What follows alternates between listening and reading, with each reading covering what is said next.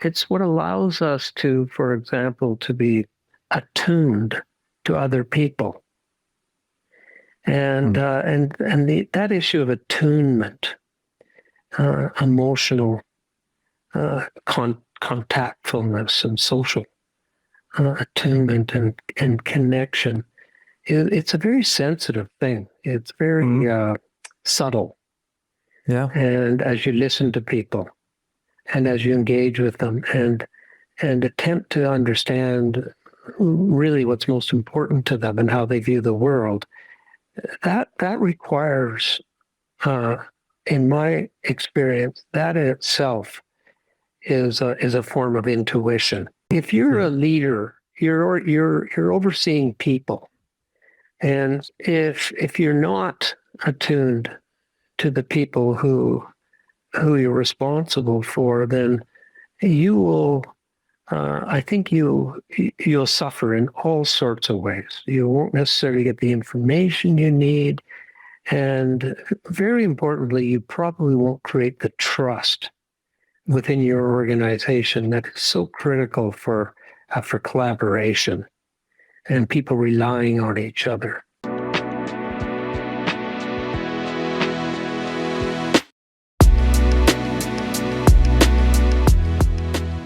Hello everyone, and welcome back to another episode of my podcast, The Intuitive Leader. My name is Maurice Jenkens, and I'm very proud to introduce to you my next guest, Canadian-born Mac Van Wielingen. Mac has worked all his career in energy and financial sectors as an investment management executive, corporate director, entrepreneur, and known philanthropist. He is driven to make this world a better place and uses his extensive experience to combine business and doing good. Mac is the founder and chair of the Viewpoint Group and a co-founder with his son Rob of Viewpoint Investment Partners, a global multi-asset investment management company offering specialized strategies to high net worth families and institutional investors.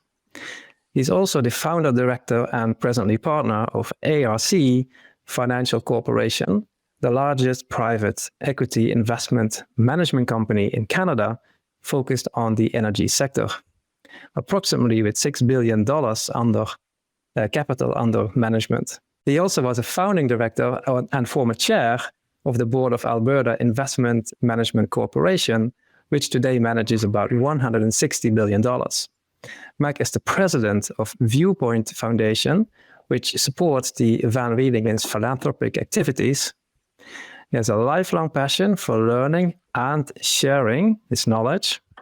For this, in 2022, he was appointed the Order of Canada for his visionary work in ethical governance, corporate responsibility, and philanthropy. Also, for his work, he got recognized and rewarded the Queen Elizabeth II Platinum Jubilee Medal.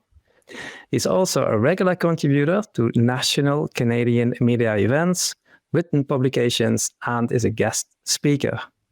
With other words, he has a wealth of information to share with us today, and I'm so happy to have him on as my next guest. To you, Mac, thank you so much for taking your time to be here today with us. Big welcome. Well, it's my pleasure, Maurice, to be here. And, as I've mentioned to you, I think this is a fascinating subject that you're focused on, and I look forward to our conversation. Yes, me too. And the first question that I always ask my guests is, what is intuition to you, or what is it according to you? Well, it's the obvious right question to start with, and it doesn't take a lot of intuition to see that. That I see intuition as an internal guidance system, and that operates generally outside our awareness, our conscious awareness, and generally outside what we'd think of as ordinary reason and logic. And but the key words for me are internal guidance system, and that there is an aspect to it that is truly guiding us in our decision making for sure. All right. Yes, the guidance system. So I already mentioned the Viewpoint group as well as the Viewpoint investment partners. It's obviously within the financial asset management, but what do customers come to you for? What do you help your customers with, by and large? Well, my experience it spans kind of the entirety of the investment management business. Arc Financial is a venture capital business, and so we're investing large amounts of capital generally in private businesses to build those businesses up, and so we're having to make bets on single investments and single companies and single management teams. And over the years, including, as you said in your introductory comments, at the Alberta Investment Management Corporation, AIMCO, I really came to understand and see how, and this ties in with our talk here, how human bias gets in the way of consistent, high-quality decision-making. And so Viewpoint, as an investment management company, one of its purposes was to develop an investment approach that would reduce the risk of bias. And so it's very much a quantitative-driven strategy. There's a lot of judgment that has been, in a sense, institutionalized into our guidelines. And I almost hate to use the word algorithms, but that is what we've done. And so there is a lot of market-based experience that is in those algorithms, but on a day-to-day, month, quarterly basis, we're not simply rubbing our temples and forecasting. We're looking at the knowledge implicit within the market system to guide investment decision-making. That's really interesting. So there's something that I can't help noticing is when you say like experience or sound judgment baked into the algorithms, or basically in the process of how you make decisions, that sounds a little bit like getting the best out of people, the tacit knowledge, I guess the years and years of decades of experience, and sort of get that out of people and baked into regulations or process. Yeah. No, you're right. I mean, in a sense, we've tried to institutionalize high quality, persistent high quality decision making through our rules and our mathematical formulas and our quantitative approaches. And you're right. Yeah. Okay. All right. So the things you're working with obviously are very heavy on numbers, the risks, the gains, the algorithms. It has been going very well of you.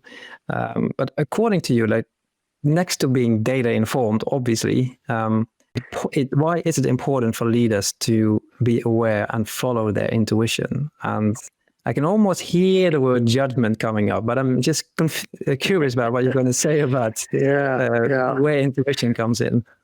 Yeah, well, I really do believe that intuition just comes in all the time, and we're not necessarily consciously aware of it. And it's partly because we've been so trained to just rely on our kind of rational mind and our logic. And if somebody says, well, why did you make that decision?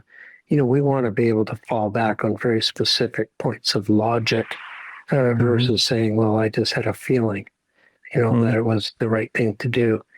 And so having said that, though, that feeling, that sense is incredibly powerful. It's what allows us to, for example, to be attuned to other people. And that issue of attunement, emotional contactfulness and social attunement and connection it's a very sensitive thing. It's very subtle. Yeah. And as you listen to people and as you engage with them and attempt to understand really what's most important to them and how they view the world, that requires, in my experience, that in itself is a form of intuition. Some people would say it's emotional intelligence.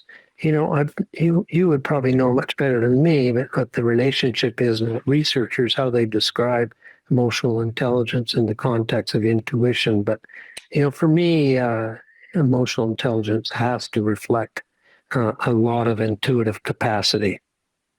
But that's just one example. And if you're a leader, you're overseeing people.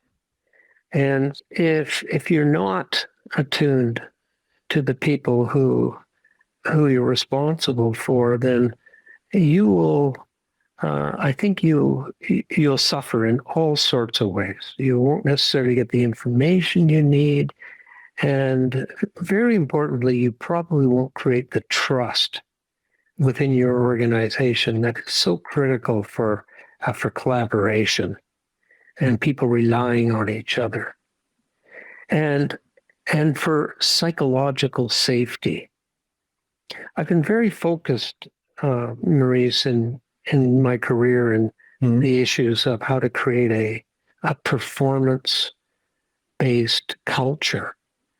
And when you really get into that in depth, you'll never get the sustained performance unless you have a high level of sustained psychological safety where people can be real and be authentic. And then if they're real and they're authentic and there's psychological safety, that will be an environment where people are naturally supported. And if there's any attack happening, it's just of people's ideas and concepts that are challenged. It's not them as individuals. And so it's easy to say what I just said there. It's a real challenge to create a culture like that. And it's one of the reasons, but there are a number of reasons why most organizations underachieve. Yeah. Yes. And in our previous call, for a couple of weeks ago, almost months ago, you had some really beautiful examples of where you invited people to tell what was wrong, if you like. And you referenced trust, and I mean, if once you start to trust this guidance system, if you're getting the message, if you're feeling uncomfortable in a meeting and the group is moving towards a decision, I got to the point where I was so comfortable with my intuition that I would say to people, listen, I don't know why, but I'm uncomfortable. That's fantastic. I love it. And can you help me? Help me clarify what's bothering me. And let's have a discussion. And people respond to that. It's not intimidating and they don't judge you in a negative way for it. If anything, it's vulnerable. And you're a leader or the leader, and you're showing vulnerability, which is your humanity, and people respect that. And so that is something I do. But Maurice, just to expand on that, I was asked to give a talk to a graduating class at the University of Calgary, where I live here, a few hundred students, and they asked me to speak to the question, who was your mentor? Talk to us about your mentor. And I've never really been asked that question before. And so I thought a lot about it. And it was kind of a big deal for the university. And I thought a lot about it. And I finally concluded, and it was very uncomfortable to conclude, that I didn't have a mentor. I couldn't point to one person. There were a few people who had a lot of influence, but I wouldn't call them a mentor. And finally, what dawned on me was that my mentor was my discomfort. Yeah. And turning towards that discomfort is where I accessed so much insight and guidance, but turning towards discomfort with curiosity. If you turn towards it instead of reactively away from it, which most of us tend to do, natural. It's a natural thing to do, right? Yeah, exactly. Most people don't want to put their hand into a fire. No.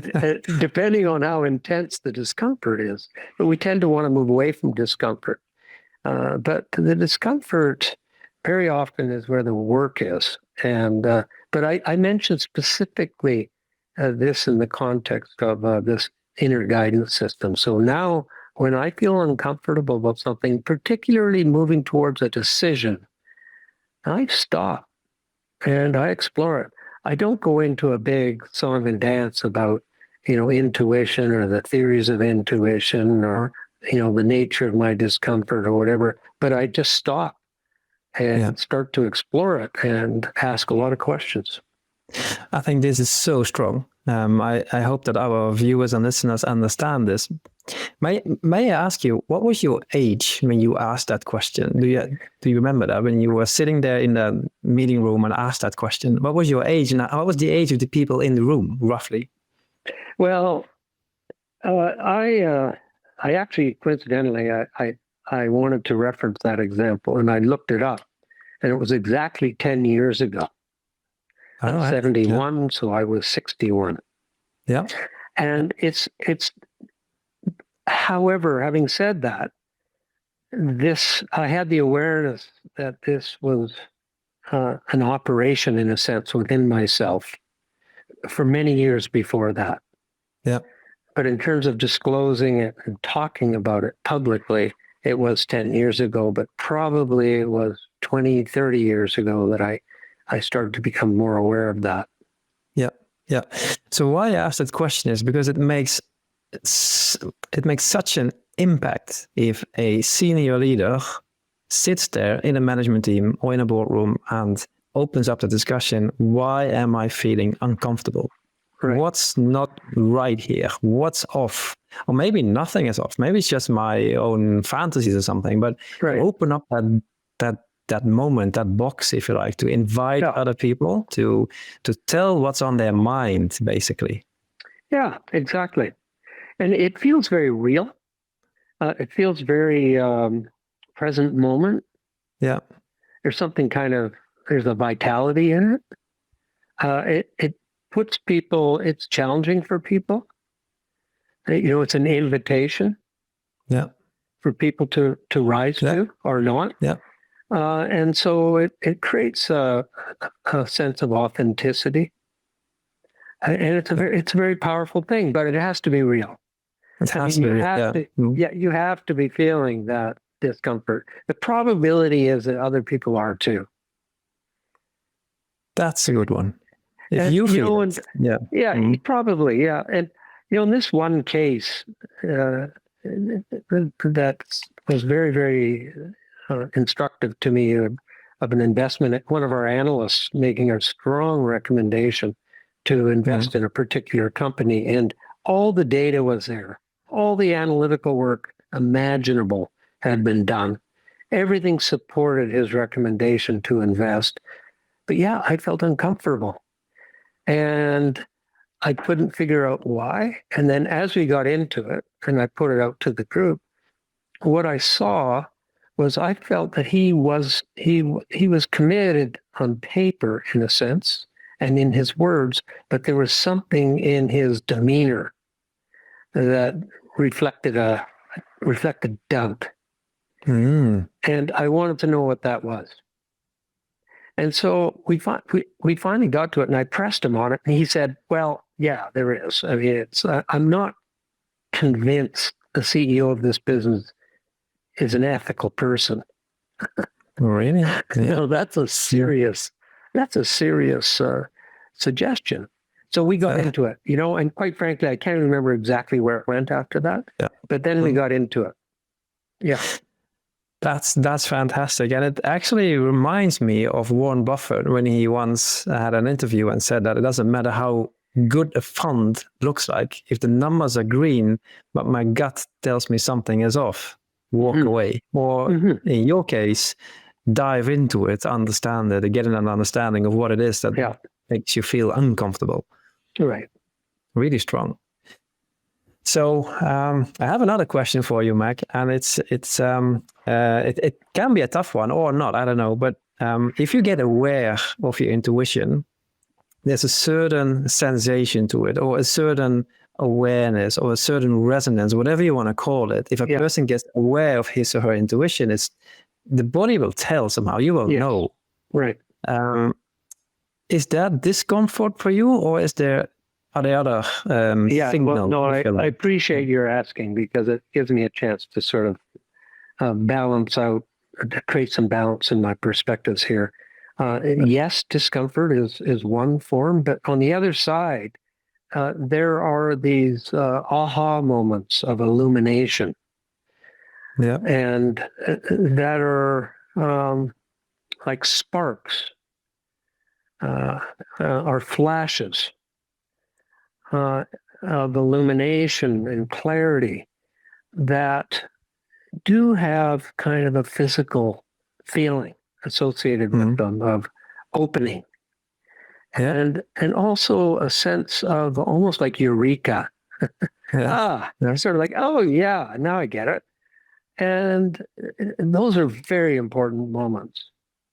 I mean, they can be minor, or they can actually lead to like a revelation that can change you, which is really interesting. So we have to pay attention to those. And let me give you an example. And it kind of changed me. Okay. It did change me. But I've done a lot of work on, as per your introduction, on leadership research over the years. And our business at Arc Financial was finding leaders and selecting leaders and supporting leaders in the development of their business. So we had to, leadership competencies and seeing leadership competencies had to be a core competency for us. So we were always studying it, and I kind of led the charge on that because I was just so interested, I think, in it. But I remember walking through a bookstore and looking at all the books on leadership.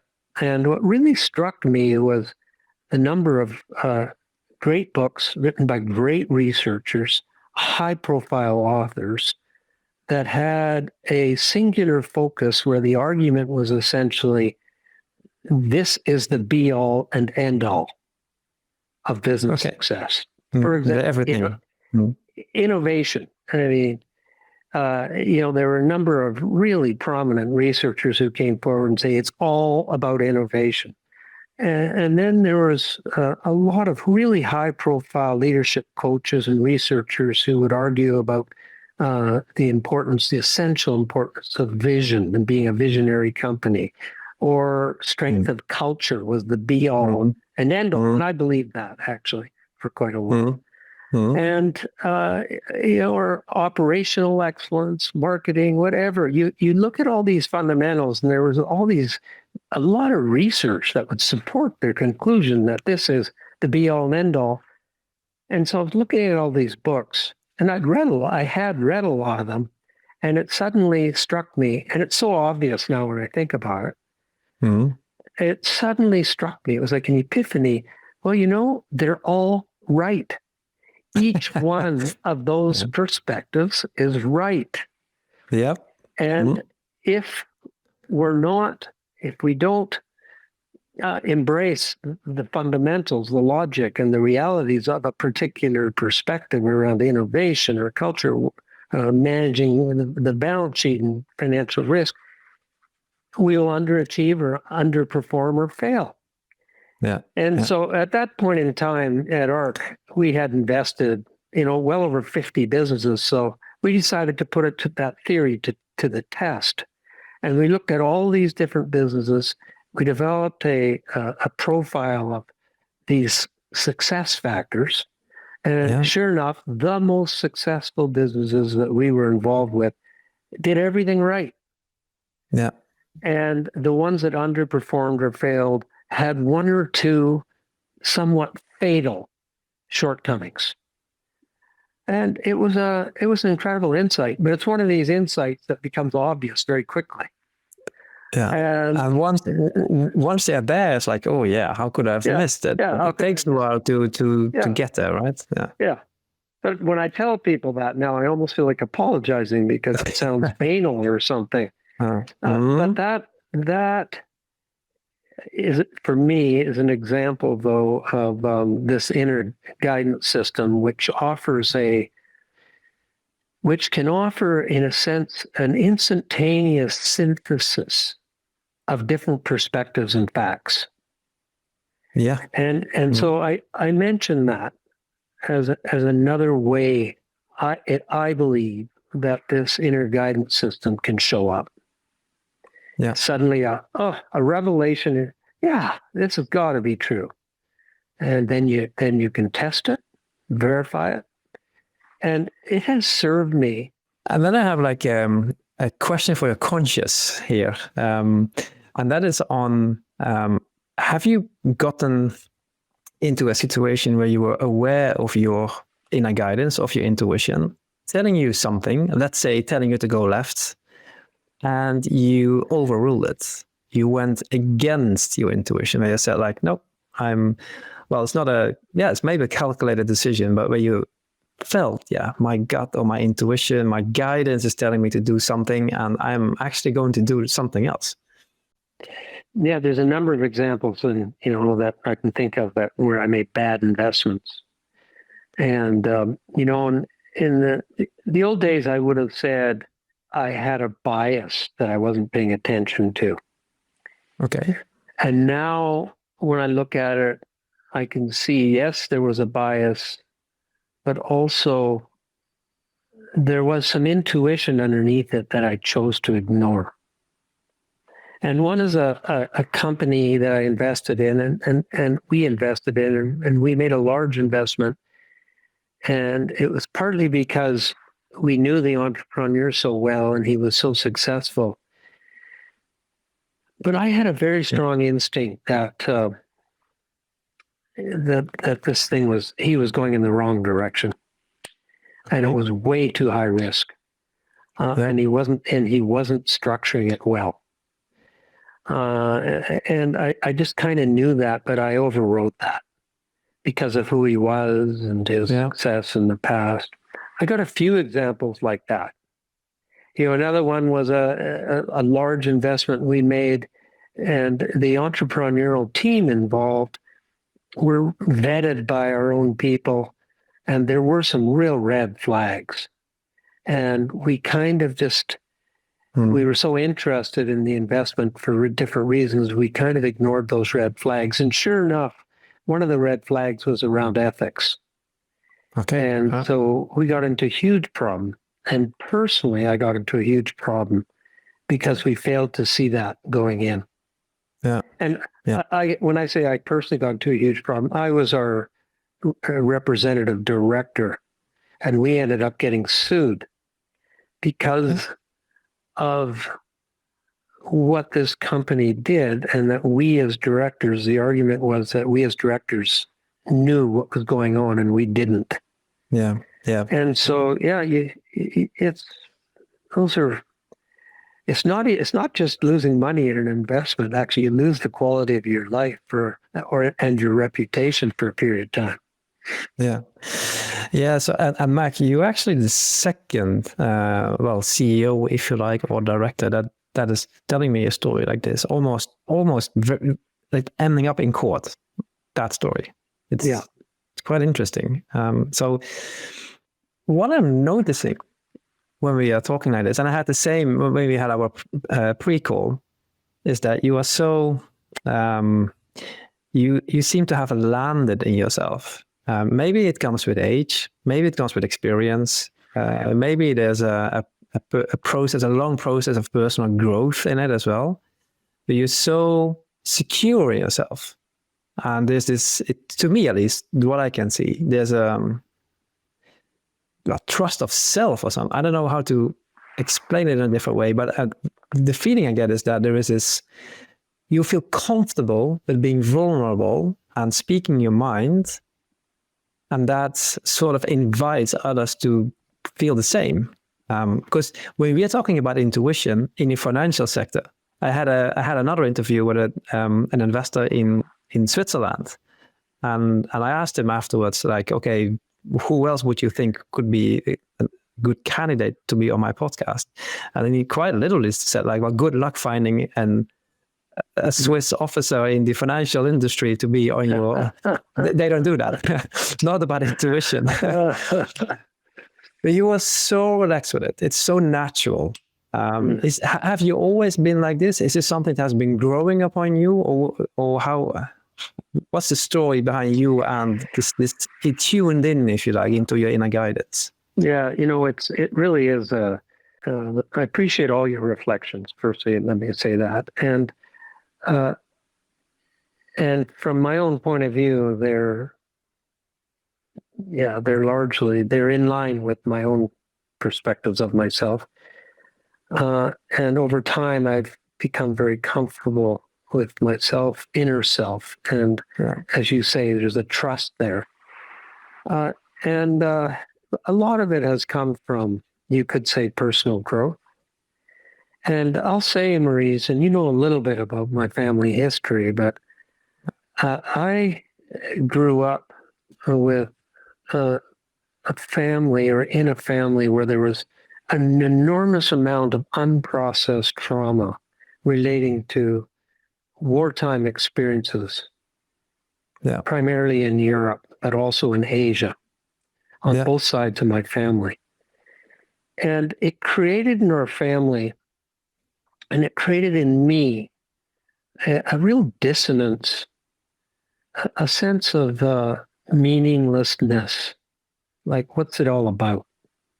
Mm-hmm. And I never was planning to say what I'm going to say now, but unconsciously I turned towards that. Oh, yeah, that's a beautiful one.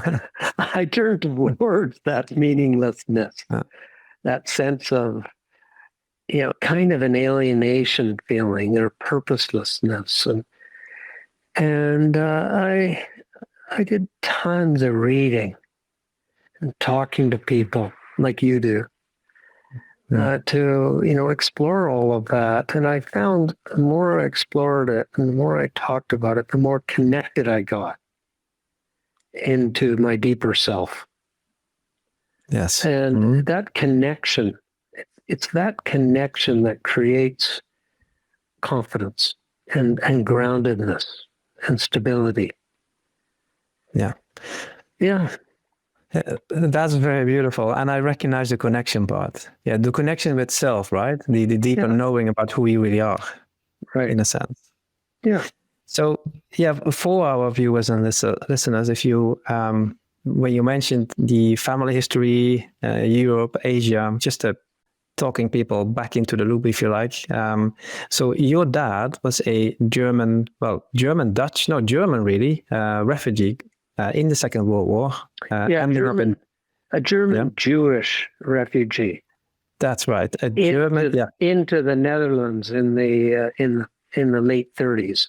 I mean, there were a lot of German Jews who migrated into the Netherlands. They had their citizenship taken away in Germany, and so a lot of them went to the Netherlands.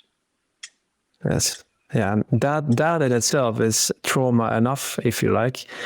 But there's another story, right? And that is that your dad ended up in the Dutch resistance during the Second World War. Yeah. Which is really fantastic. And, it's, I know this was not the point of this call, but when we had our pre-call, we couldn't help talking about that. And I have a fascination with the Second World War, with the resistance. I'm actually born in a village in southern Holland that was on the smuggler route for Allied pilots that were shot down during the Second World War. It was smuggled out of Holland to southern part of. And in all likeliness, your dad has been involved in that work. Yeah. And then from your mom's side, I don't have the whole story in front of me, but she was Dutch living in Indonesia at the time. That's what I know. Right. And her whole family were put into a concentration camp. Two camps. It was her and her younger brother and her mother, and then her father and her other two brothers were put into another camp. And so she was only 14, and she was put into, and her little brother was 12, and they were put into a camp. And so my mother, her education was truncated in grade 8, and she came out of that camp with life-threatening dysentery and no teeth and an incredible, challenging life situation. Both of them. I had it on both sides. A name that pops up to me is Viktor Frankl, by the way. Yeah, sure. On purpose and keeping the spirit alive here. Right. Absolutely. But then the strong part of the story, or the beautiful part of the story, if you like, is that your mom and your dad met. Eventually, they came to Canada, and they started at least your dad, Gus, he started the company in the energy sector. Right. And the question I had prepared is like, there's this huge experience and this strength, this family strength that has been built up throughout the years, and then building up a company. Your dad even got knighted by the Dutch Queen at some point in the Order of Orange Nassau. The question I had prepared is like, how do you fill these shoes? There is something with this family, the family history that is so beautiful. In a nutshell, it captures like the last 50, 60, 70, 80 years of modern history, world history in one family almost. And I mean, I can see the images behind you. That's yeah. So how do you deal with that? How do you deal with this enormous? I mean, the trauma on one hand, the shoes to fill from your dad on the other. You've done extremely well, so you have done something right. But how do you do that? How do you navigate that? Yeah. Firstly, those images behind me, those were all members of my father's resistance group in the Netherlands, which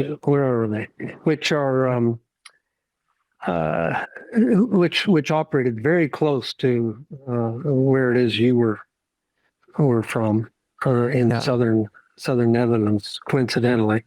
Yeah. And the strange thing about all this, though, is I never knew anything about this growing up. No. And he didn't talk about what happened to him in the war until he was 85 years of age. He wouldn't. And it was too hard for him to kind of relive. And so a lot of what you're pointing to was assimilated in other ways, or transmitted in other ways. Both my parents were incredible survivors, and were very tuned in to how to navigate through uncertainty and risk. They wouldn't use that kind of language. So I think, Maurice, that was part of it. And, and for my father, he modeled resilience, getting knocked down and picking himself back up and getting knocked down again. And, they came to Canada with nothing. And, it is quite a story. It's an extraordinary story. And I've mentioned to you, his mother was a survivor of Auschwitz. And so the whole story kind of goes on and on. And it is very powerful. But he also was fallible. And, like everybody else is, right? Yeah. But when he fell, it was sometimes a really big splash. Okay. All right. and I saw that too. Okay. He was fantastic. He would get up and keep going. But he made some bad decisions. And I think there were some distortions in his decision making that really cost him a lot and cost the family a lot. in all sorts of ways.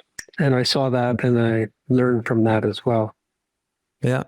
Yeah, and that is unfortunately usually the case, right? You learn often more from the bad stuff in life, right. if you like. Right.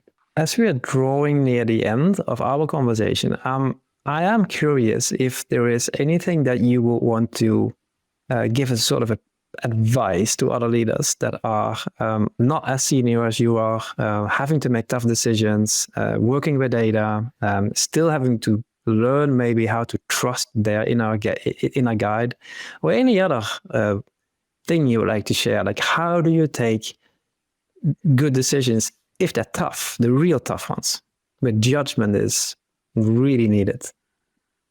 Yeah, I mean, the really tough ones, you don't want to be impulsive. You really want to sit with them, but not sit with them like out of sight. Sit with them in terms of inquiring into all the complexities and continuously checking in as to how you feel, and checking in with other people around you who are participating in the decision as to how they feel. You know, one really valuable insight I would offer is in running a group of people or a board of directors, say, and if there's a person who presents a view that's different than yours or different than the group's, I trained myself to really look at what it is he was saying and to trust that there was something in what he was saying, even if I didn't agree and the others didn't agree, there was something there that we needed to see. Yeah. And it's a whole different mindset. So instead of arguing against somebody's position, you actually support them in the process of discovering clarity within their own view. And it creates a whole different atmosphere.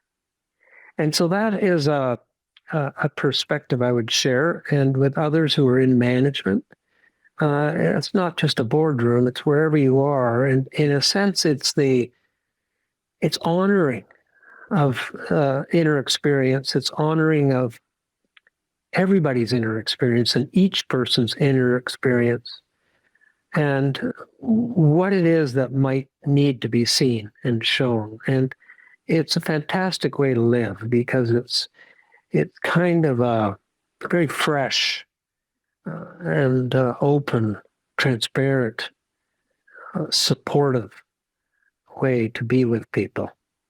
So I would share that, Maurice.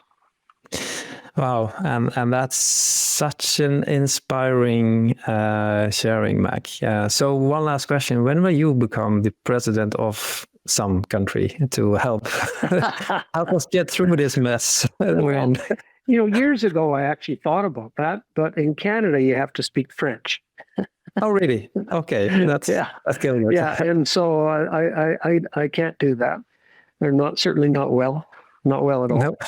But I do a lot of work in public policy, and so I'm regularly communicating with, senior politicians, with premiers, and in the Prime Minister's office in Ottawa, and offering my views on policy, and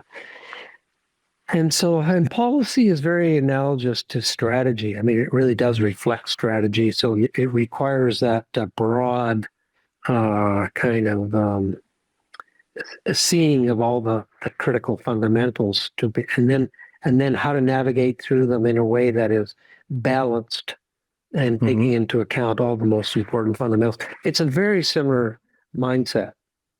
And I will also tell you, I can hear that the marketing, how all the elements that you had in place to judge if a company was doing right. It sounds very similar to see It is for sure.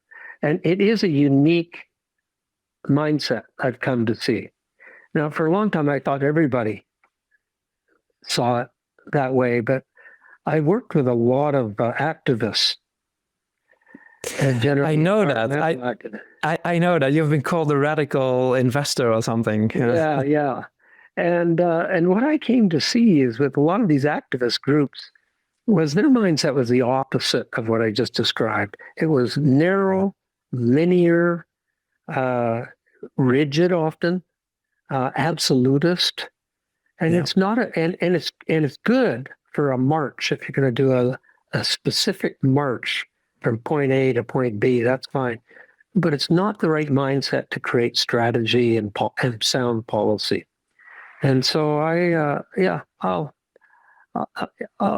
I'm contributing in that way, Maurice. I'm not in politics, and I'm not aspiring to be a political leader, but I do contribute at that level. Yes, and and thank you for that. I wish you had done that. That you had spoken French and had taken those steps. I think we would have benefited from this, for sure. Mac, thank you so much for being on my show today.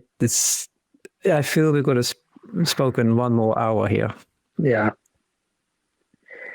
Well, it's a real pleasure, and it's a fascinating subject for yourself, and I think for your listeners as well to really dive into. And I'd really encourage people to do that. Thank you, Mac. Thank you. Let's stay in contact. And thank you for today. Okay, then. All right. Mac, thank you so much for being our guest today. It's both extremely fascinating and personally extremely satisfying to speak with you. So thank you for that. And to everybody else that has been listening or viewing this, if you want to engage, if you want to participate, if you want to ask questions, comment, share your views, or if you're just curious how it will be to log in and participate in or listen in to conversations, feel free to sign up for our webinars and free community where we discuss topics that have been on our podcast or simply your stories. Please go to intuitiveleader.net/podcast and scroll all the way down and register for our free community. We also train leaders and teams in psychological safety, trust-based culture, and of course, decoding intuition, making sure you're making the right decisions with data and intuition. Thank you for now and speak soon. Bye-bye.